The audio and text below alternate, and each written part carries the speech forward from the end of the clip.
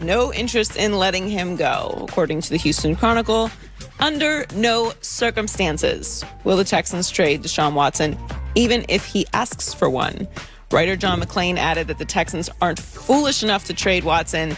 He's not going anywhere. Apparently, Watson is reportedly very unhappy, extremely unhappy with his lack of involvement in hiring of the GM, Nick Caserio.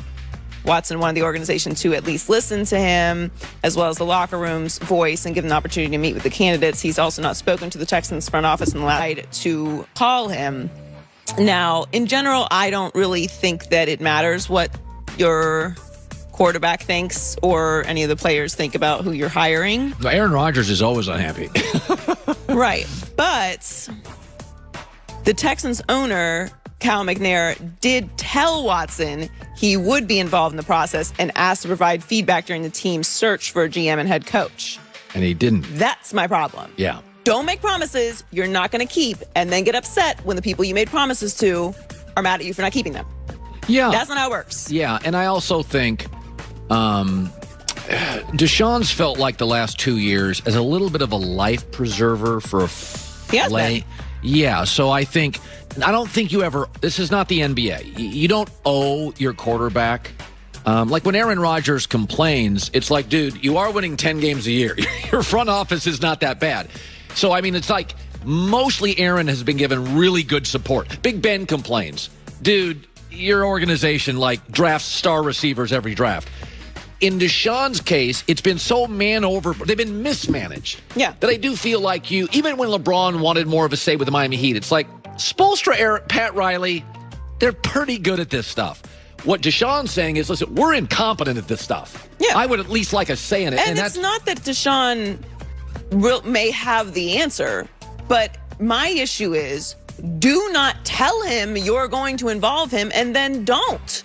It's on you. Yeah. It's just like when coaches go to players like, we're not going to trade you. Why would you say that? Yeah.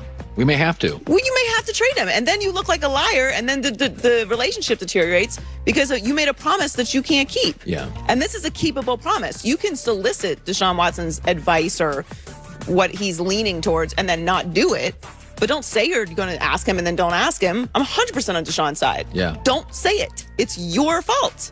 You opened the door, a door that didn't have to be open.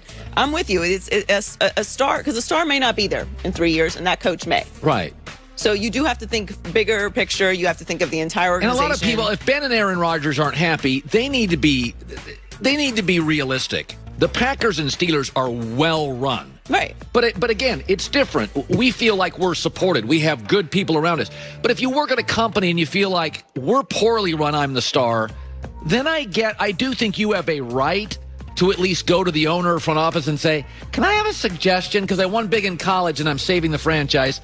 Could we at least interview this guy? And the owner says, yeah, and you don't, then I'm ticked. It's the Texans have been all Deshaun Watson and J.J. Watt, but mostly Deshaun Watson, and he has a right to be furious with them at this point. And it's disappointing because we all know what Deshaun Watson is capable of. Like, imagine him in a stable situation. Imagine like you him said with the Patriots. Well, how about imagine him with the Bears defense? Or Washington. With Washington's David defense. Montgomery, Matt Nagy, Allen Robinson. Who's the guy that got it? Tariq Cohen is back. Yeah, put Deshaun Watson in Chicago. That is a fascinating. Put Deshaun that's Watson, a Super put Deshaun Bowl. Watson with the Niners. Yeah. Yeah, no, it's Chicago feels like a real shot here. You know, because Chicago's one of those. They've gotten a lot of draft stuff right. It's just the quarterback thing they whiffed on. So the Browns have been working virtually to get ready for their playoff game due to the COVID test this week, and Baker is not using their lack of practice as an excuse. Just adapt and play. I mean, it's win or go home. So it's whoever we have out there, we're counting on them, and we believe in those people that are out there. So, you know, we're still having to adjust and adapt, but just like last week, it's hitting the curveball and adjusting each day. This is not an ideal situation for anyone. I think if you ask the Steelers honestly, they would prefer that Stefanski be there and they beat them fairly. Like, they want everybody out there. True competitors want to beat the best competition. I think so. So it's not going to have quite the flair if the Steelers blow them out or the Steelers win in any capacity because they don't have all their pieces. It does feel like... It does matter that you don't have your head coach and you can't practice all week. Yes, and I also think it really matters when you have the fewest players on your roster of every playoff team with playoff experience. So it's like, of all the, like if Pittsburgh would have unraveled a little, Tomlin, Ben, you've been here before. Right. Like it's hard to act like you've been there before when you haven't been there before. Yeah. And now it's unraveling. This game has a feel that it's, in the Vegas line they agreed with me that losing your play caller is worth maybe half a point. Olivier Vernon being out is really a big deal here because you can chip block Myles Garrett. Now they don't have two pass rushers. Right. What does that tell me?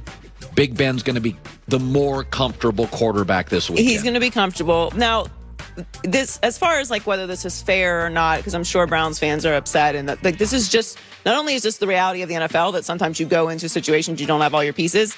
Nearly every team has had to cancel practice due to COVID protocols at some point this season.